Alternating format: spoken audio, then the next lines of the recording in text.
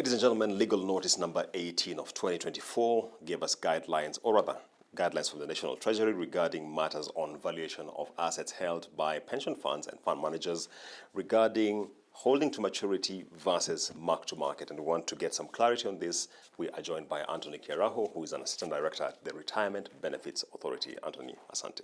Thank you.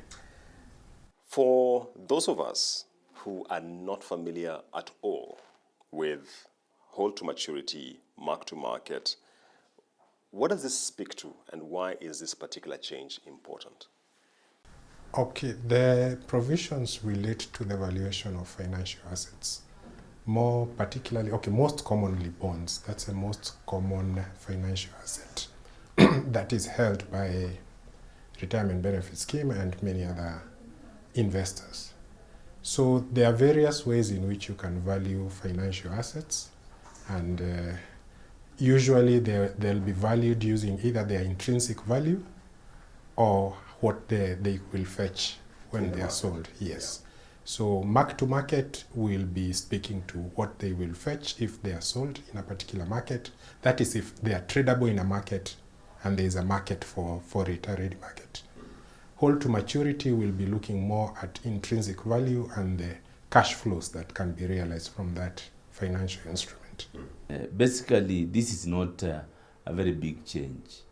We've had that requirement for pension schemes to amend to value their assets on from time to time.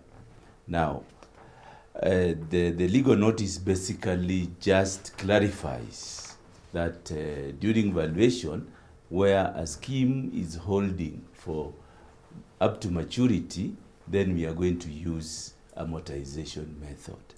But where the assets are they're out for sale, just for normal trading, for them to make profits or gain from the changes in the market, that one they are going to use mark-to-market method. So that is basically just a clarification. And so the question now becomes, why was this gazettement important and what does it mean for the industry and for pensioners? Previously, the performance reporting requirement was that financial assets be valued using the mark-to-market method. This posed a problem if the intention was not to trade them in a market, but to hold them to their maturity and realize the cash flows from that particular investment. So the amendment was to allow those intending to hold these instruments to maturity to value them accordingly, to give a more accurate valuation. What does this mean to the market? Previously, if you were using a mark-to-market method, you were exposed to market volatility if the market is volatile. And that could become problematic for people who are, let's say, exiting a scheme by either retirement or moving jobs or for whatever reason, because the scheme fund at that particular point, as partly determined by the market, is what will determine what will be distributed to these people. So sometimes when people exit, when there is a bear run in the market, they go home with less money, or if they exit when the market is particularly bullish, they exit with more money. Bonds mature at different rates. When you mark to market, the scheme is going to report paper losses. Correct. Now, members retiring at that particular time, it means these members are going to be given less benefits, while the asset will bring in the return at the end of the period, meaning there was that mismatch. Now this amendment now is bringing that clarity where it will help investors to plan their cash flow requirements and structure the investment accordingly. But Anthony, the question then emerges, don't we have already sufficient provisions under international accounting standards and international financial reporting standards to cater for these dynamics? Because the nature of financial reporting and accounting standards is that they cater for markets at all times, whether they're volatile or not volatile. It is true the international financial reporting standards have provisions for both mark-to-market and hold-to-maturity if you look at IFRS 9 and 13, but retirement benefits managers and custodian regulations specifically required the use of the mark-to-market method. So they did not give space for those who intend to hold to maturity to value more accurately using other methods like discounted cash flow methods and more appropriate methods when you are not selling in a market. It also causes some problems when you use mark-to-market if, let's say, a stock is not regularly traded or is suspended from trading or such things, if there is a particular problem in the market or there is no market. Yes. So those were the problems that was sought to be. It was to give greater flexibility in the valuation. I think the interpretation is the reason why we went for it, because through interpretation by fund managers then and international accounting standards also we have a standard on the accounting of pension assets. So we wanted to bring that clear so that when it comes to accounting, there is a point of reference, rather than leaving that clarification to the auditors and accountants. Yeah, so the international financial reporting standards gives the valuation methods to be used. They are amortized when you are keeping the asset to maturity. But when you are offering the asset for sale, then you use the mark-to-market method. So it's that clarification we were bringing in. And speak to us about the fact of the gazettement capturing the issue of the distribution of paper gains as well as losses arising from mark-to-market, because a lot of focus, of course, has been on the valuation approach, but the distribution now becomes a very key conversation in this. Well, all assets of a scheme are held in the scheme fund. The scheme fund can comprise all manner of properties, including financial assets. When you are valuing the scheme fund, you value using the particular method that you are required. Previously, mark-to-market. Now, you are allowed various methods. The sum total of the scheme fund is what is distributed to members. Yeah. When you take away the expenses of running the scheme, you take away taxes, what you are left, you distribute to members. So if the scheme has a particularly high valuation or low valuation because of a market, that influences the amount that is being distributed, because not everybody is exiting at the same time. One or two members in the course will change jobs or die or retire, and a distribution will be caused. And that distribution will be determined by the value of the fund on that day. Value of the fund divided by the number of beneficiaries. So if the scheme fund is high or low because of market vagaries, then that vagary now becomes personalized to the person who is exiting. But now the amendments have removed unrealized gains or losses from the distribution. Meaning maybe if an accountant is valuing the scheme fund, they will have maybe a statement of comprehensive income somewhere, which will not find its way to the distribution. Maybe they will find another way of accounting for it.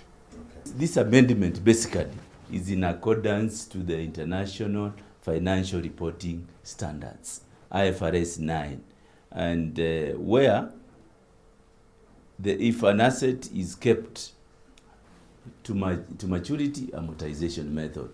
Where it is available for sale, it is on mark-to-market. Yes, I see. And what does this adjustment, which has been made, gazetted by the Treasury, then mean for vehicles which have been in the market with guaranteed return frameworks?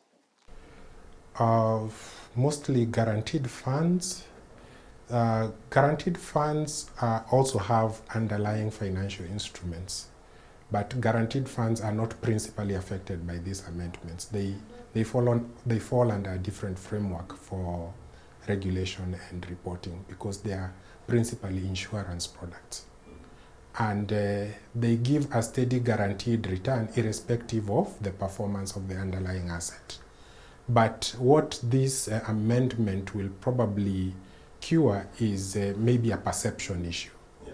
When, because of paper gains or losses, a particular segment of the industry, for instance, the retirement benefits industry, appears to probably be performing in a particular way, and the guaranteed funds appear to be performing in a different way, but the underlying assets are all the same.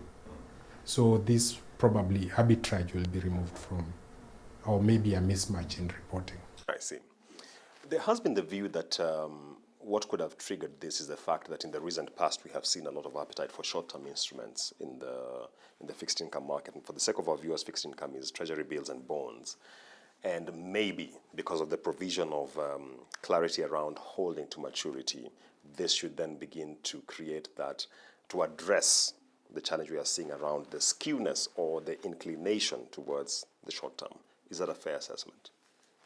I don't necessarily believe so, because whereas there has been increasing coupons, meaning the older bonds have probably not been trading very well in the secondary market, the converse is even more dangerous. So either way, we are correcting something that could have been a problem down the line, especially if, for instance, there is maybe the coupons start decreasing. Then the older, higher yielding bonds will suddenly shoot up in value. That will create a lot of paper gains. And these paper gains, if somebody retires when there is a huge valuation, then money has to come from somewhere to pay off this retiree. This will probably decrease the welfare of the people who are remaining in the scheme. So the converse could also be equally dangerous. So I don't think this was the particular motivation for this amendment. It was just to better align our reporting framework with the International Financial Reporting Standards, IFRS 9 and 13 and IAS 26. I think the issue at hand is the assets in the market.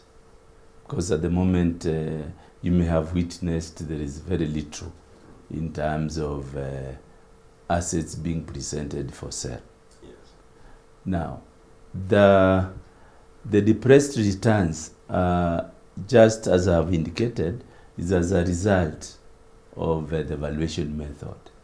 And mostly what is being sold in the market is government bonds, meaning that they are changing. The pricing is changing week after week. So that is why most of the institutional investors, including pension schemes, have gone out for the government short papers.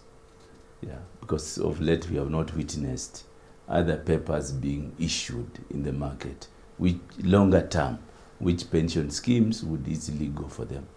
I see. The question has been raised around pension assets being largely on a government paper, that's T-bonds largely. And I think by the latest numbers I was looking from the RB on industry statistics, about 44% being held in that particular area. And the question is, does this gazettement now provoke a much broader conversation around recalibration of the spread across different asset classes? Hopefully it does, because we have 15 asset classes and there's a concentration on 4 of those 15. And probably because of a lot of factors, other investments are starting to be looked at. Offshore investments, when you have maybe currency issues, there is property-linked investments. But yes, there's a need to have a greater diversity in the greater appetite for other investments other than the 4 that currently dominate the landscape. And that will be overall good for the economy, I would imagine. I'm not an economist, but yes, there's a need for that. And as our market develops and there are more investment grade assets coming to the market, I'm sure it will be a natural progression. We have seen through discussion with the Capital Markets Authority, we are getting more information that more assets are going to be available for trading. Yeah. So we wait to see, because under the new Capital Markets Master Plan, it has brought in a lot of assets that can be traded, and pension schemes can get in to buy and invest in the assets. So we are seeing a brighter future in terms of the implementation of the new Capital Markets Master Plan, where you may have maybe a discussion on their implementation. I think a lot of information you can get that from the Capital Markets Authority, because they are the ones who are now in charge of regulating the market. Yes, as we are looking at the institutional investors, more specifically the retirement benefit schemes. I see. One of the pension fund managers reached out to me, and the question was the nature of holding pension assets, that you hold them for the long term, because people take a while before they get to that point. And if we are seeing this sort of adjustment in the reporting framework, should we expect that once this market now finds its balance back, then again we shall be getting clarification again coming from RBA regarding the reporting? No, I don't think so, because this amendment has been there for a while, a decade plus, I think. And now we have amended. Even if we amend after another decade, which I doubt will happen, because we are now aligned to the international reporting standards, I would hardly categorize it as frequent change. But I think that this is the standard as obtained internationally, and what probably we shall see coming in the future is try to have rules around recategorizing the portfolios, so that probably people do not, there's a moral hazard that you can recategorize. Today is available for sale, tomorrow you decide it's not available for sale. And we've seen jurisdictions that have regulations around how portfolios are tainted and how portfolios are recategorized, and that's probably a direction, I don't know, that might happen in the future depending on the mischief that might follow, if at all. I think at the moment, we are operating in a dynamic market. The clarification as has been published by the government is just to give information on what needs to be done. Now, on whether we are going to get another one, I think this one is very clear. Though we've received the questions on the definition of a financial asset, but that is not very serious. It might just be brought in terms of advice to the fund managers. And we just maybe to indicate to you is that the way the market is playing and pension schemes investing, they're investing through fund managers. And these fund managers have been advised on which kind of assets they are supposed to invest in. Yes, so I think that is for now. As fund managers are supposed to balance the portfolio of the schemes, taking into account the long-term nature of the funds, because the balancing will depend on the investment policy of the scheme and the risk appetite of the scheme. Of course, taking into cognizance the liquidity of the scheme, meaning they have to balance the forecasting the members who will be leaving the scheme at any given time. A lot of the discussion around the gazettement has been focused on bonds, and the question that I've received is to what extent does this apply to the equity side? Because of course the market is down, and the phrasing is very clear, it's financial assets. Yeah.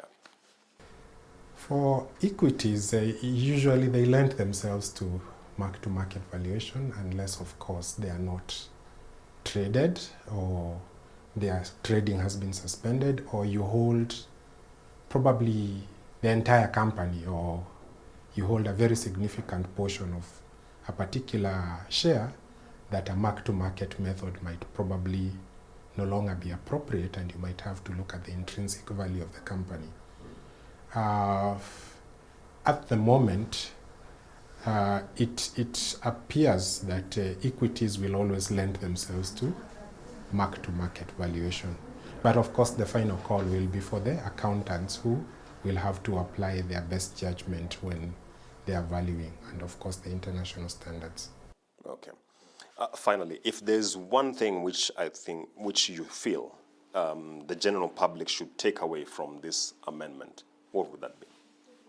It would be, this is a step in the right direction because it insulates the pensioner from the vagaries of the market to a certain extent. For as long as that asset is not being put out for sale, then the vagaries of the market will not have a direct effect on the scheme member. Yes, so it's a step in the right direction. We have many other things that have come on board. Our national retirement benefits policy was recently passed by the cabinet, and we've been called upon by the National Treasury to kickstart the implementation. The implementation of that policy is going to bring in more activities, including the assets we are talking about in the subject of today. So we are looking forward for further discussion. This is an area that will bring in a lot of questions. This is an area that the country is looking at to increase national domestic savings. So I think we should be talking more so that we can enlighten the public to know what we are doing and where we are heading. Thank you so much for your time, and we shall keep on engaging with the RBA just for any other clarity that might be required for this. That takes us to the close of this conversation. We have been unpacking the amendments which came from the National Treasury regarding the reporting on assets held by fund managers, pension funds, whether it is hold to maturity or you are putting them available for sale, and what that means for the industry as well as for you and I, who are the general public. We shall continue highlighting emerging issues around this, so stay tuned to Business Redefined.